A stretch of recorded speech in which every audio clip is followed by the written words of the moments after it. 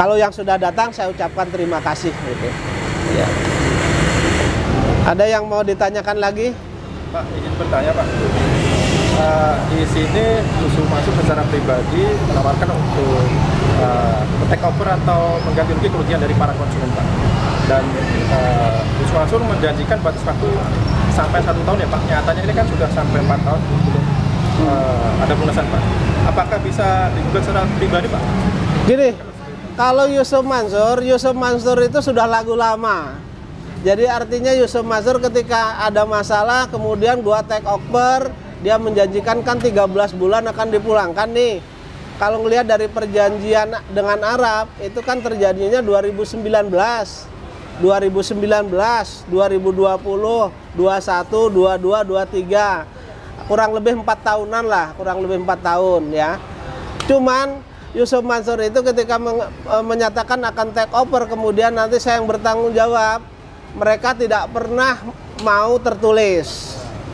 Jadi sebenarnya ini hanyalah akal-akalan dari Yusuf Mansur bagaimana meredam bapak-bapak, ibu-ibu ini tidak melakukan upaya hukum baik pidana maupun perdata gitu. Ah, makanya tadi sudah ada yang saya tanya sebenarnya hampir frustasi semua ya.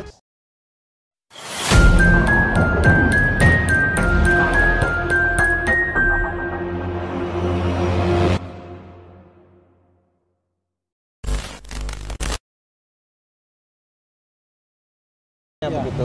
Pak Jenny, memang ini ranah pidana Pak? Ranah pidana, karena ini kan menjanjikan sesuatu, membujuk orang ya, menjual sesuatu, bentuknya adalah bentuknya properti perumahan.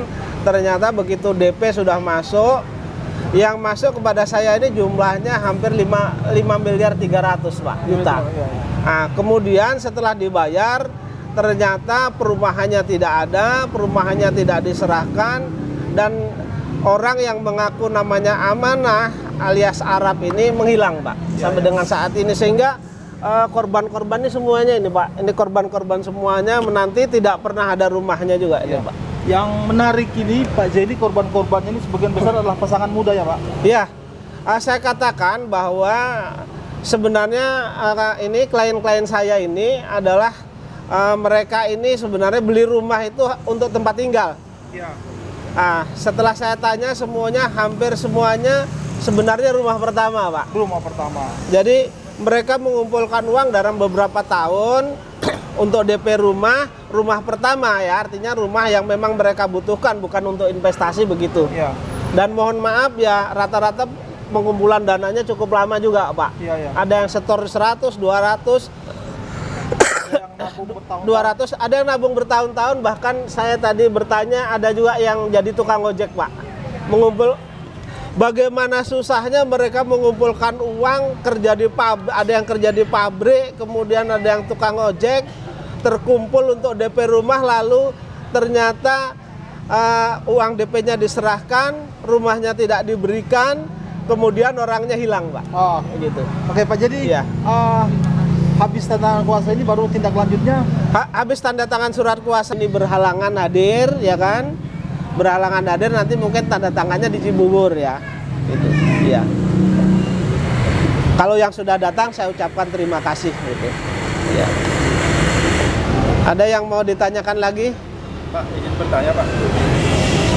Di sini Yusuf Mansur secara pribadi menawarkan untuk take over atau mengganti rugi kerugian dari para konsumen Pak.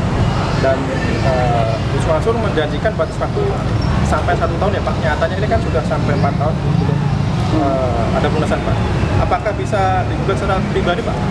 Gini, kalau Yusuf Mansur itu sudah lagu lama. Jadi artinya Yusuf Mansur ketika ada masalah kemudian gua take over, dia menjanjikan kan 13 bulan akan dipulangkan nih.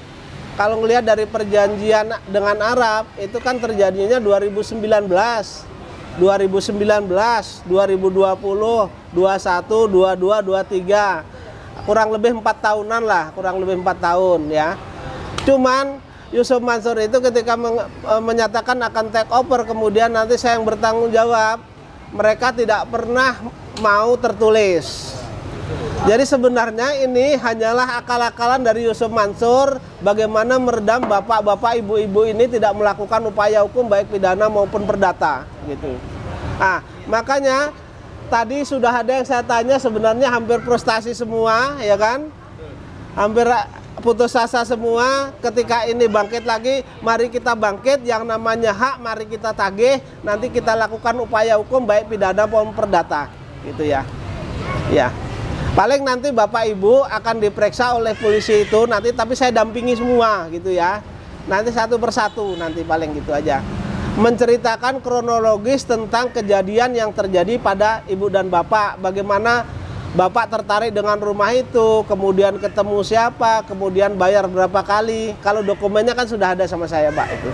Tinggal nanti nunjukkan yang asli. Kalau asli nanti diminta polisi, ada berita acara namanya berita acara sita. Kalau belum hanya kita tunjukkan, kita kasih fotokopinya saja.